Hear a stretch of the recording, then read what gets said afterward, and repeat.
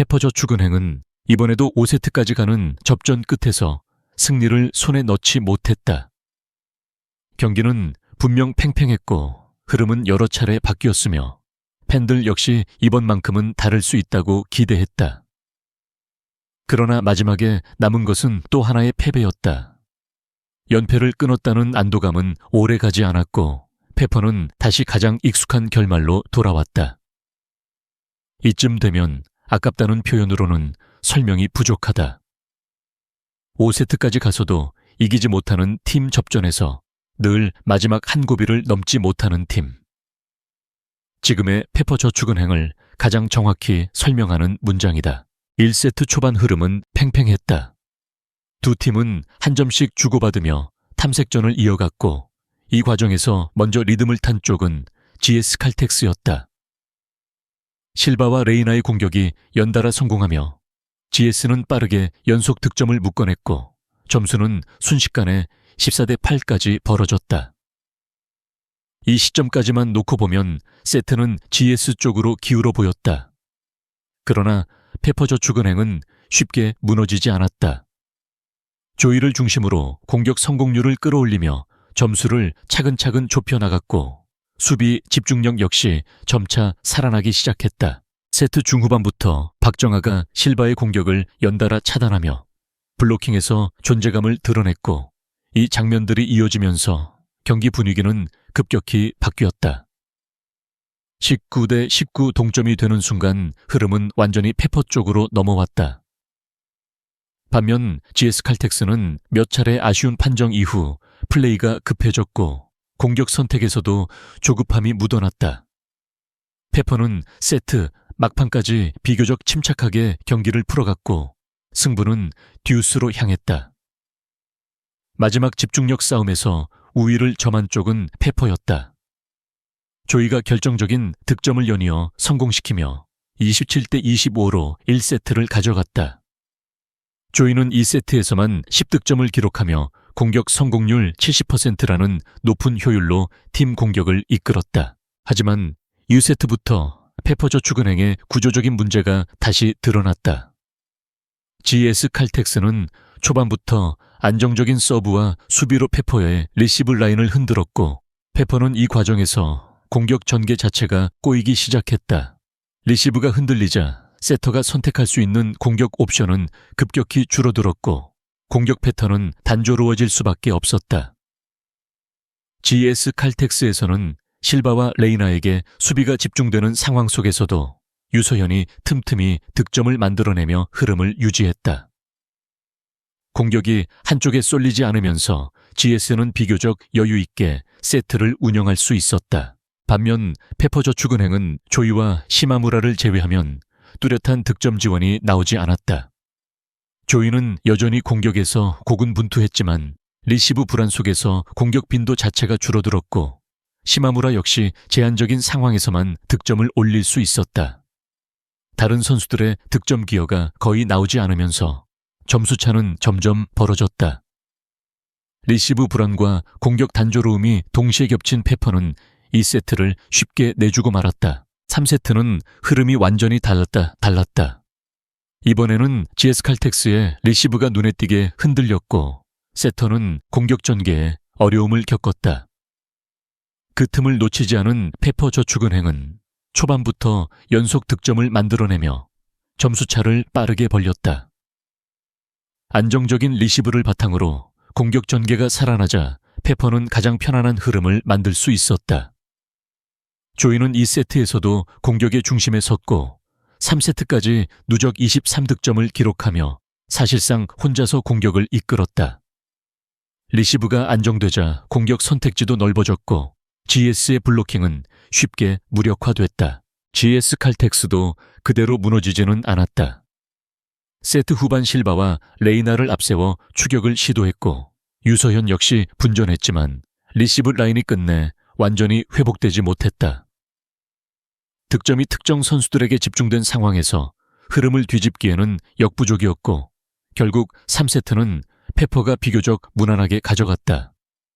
2세트는 페퍼가 어떤 조건에서 경쟁력을 가질 수 있는지를 명확히 보여준 장면이었다. 그러나 4세트 들어 분위기는 다시 한번 급격히 뒤바뀌었다. 페퍼저축은행은 초반부터 조이의 공격 범실이 연속으로 나오며 스스로 흐름을 끊어버렸다. 앞선 세트에서 보였던 안정감은 좀처럼 찾기 어려웠고 조이를 향한 토스 비중이 높아진 상황에서 결정력까지 떨어지자 공격은 더욱 단조로워졌다. GS 칼텍스는 이를 놓치지 않았다. 수비 위치를 명확히 잡고 차분하게 대응했고 안정적인 리시브를 바탕으로 실바와 레이나를 중심으로 한 공격이 다시 살아났다.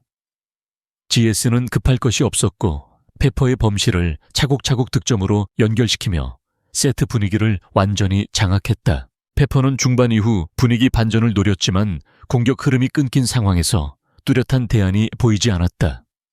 조이가 막히자 전체 공격 효율은 급격히 떨어졌고 리시브까지 흔들리면서 주도권을 되찾지 못했다.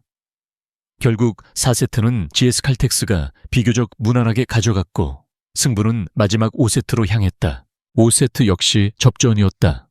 페퍼는 초반 조이의 공격으로 흐름을 잡는 듯 했지만 세트 후반으로 갈수록 공격 선택이 다시 조이에게만 집중되며 읽히기 시작했다. GS 칼텍스는 조이를 향한 블로킹과 수비 위치를 명확히 가져가며 공격 루트를 차단했고 반대로 실바와 레이나를 번갈아 활용하며 공격 선택지를 분산시켰다. 듀스 상황에서도 GS는 범실을 최소화하며 한 점 한 점 차분히 쌓아 올렸고 결국 마지막 승부처에서 결정적인 득점을 만들어내며 5세트를 가져갔다. 페퍼는 끝까지 따라붙었지만 결정적인 한 방이 부족했고 다시 한번 뼈아픈 패배를 받아들여야 했다. 이 패배는 단순한 1패가 아니다. 연패를 끊었다는 안도감 뒤에 아직도 바뀌지 않은 구조적인 문제가 분명히 존재한다는 사실을 다시 확인시켜준 경기였다. 특히 리시브가 흔들릴 때 공격이 지나치게 단순해지고 접전 상황에서 선택지가 급격히 줄어드는 패턴은 반복되고 있다. 5세트에서의 패배 역시 체력의 문제가 아니라 선택의 문제에 가깝다.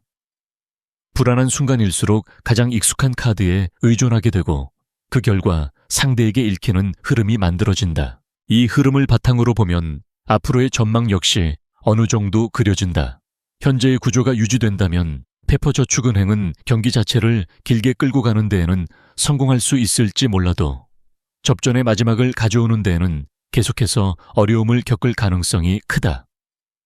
특히 안정적인 서브와 조직적인 블로킹을 갖춘 팀을 상대로는 같은 장면이 반복될 위험이 높다.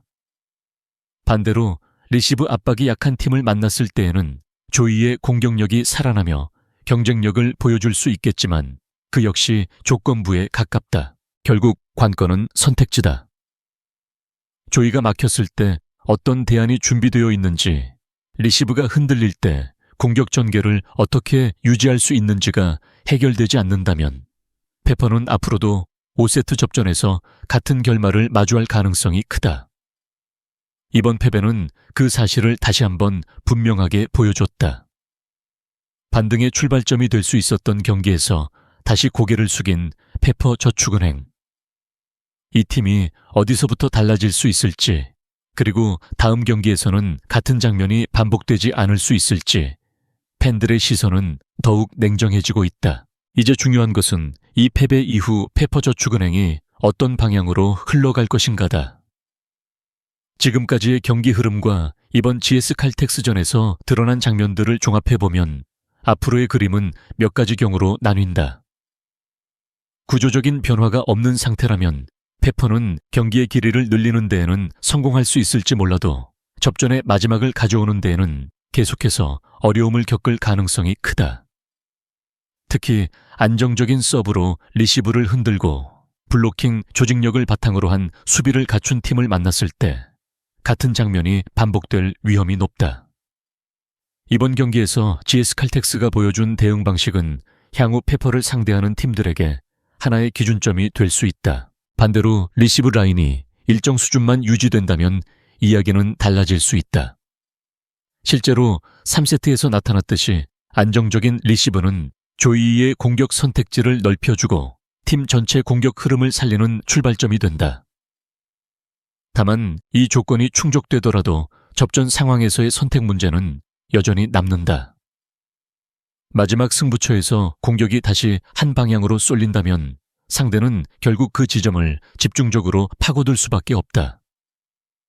이 부분이 해결되지 않는 한 페퍼의 경기력은 여전히 조건부에 머물 가능성이 크다. 또 하나 주목할 지점은 심리적인 영역이다.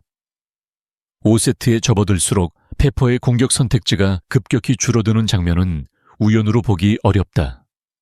이는 체력 저하보다는 압박 상황에서 나타나는 판단의 문제에 가깝다. 가장 믿을 수 있는 카드에 의존하려는 선택이 반복되면서 결과적으로 상대에게 읽히는 흐름이 만들어진다. 이러한 패턴이 지속된다면 페퍼는 접전 상황에서 스스로 선택지를 좁히는 팀으로 인식될 가능성이 크다. 결국 변화의 출발점은 분명하다. 조이가 막혔을 때 공격의 흐름을 이어갈 수 있는 두 번째 선택지가 준비되어 있는지, 리시브가 흔들리는 순간에도 공격 전개를 유지할 수 있는 구조를 만들 수 있는지가 관건이다. 이 과제가 해결된다면 페퍼는 지금과는 다른 결말을 맞이할 수 있다. 반대로 이 문제가 그대로 남는다면 5세트 접전에서의 패배는 앞으로도 계속해서 반복될 가능성이 높다. 이번 GS 칼텍스전은 그 갈림길을 가장 선명하게 보여준 경기였다.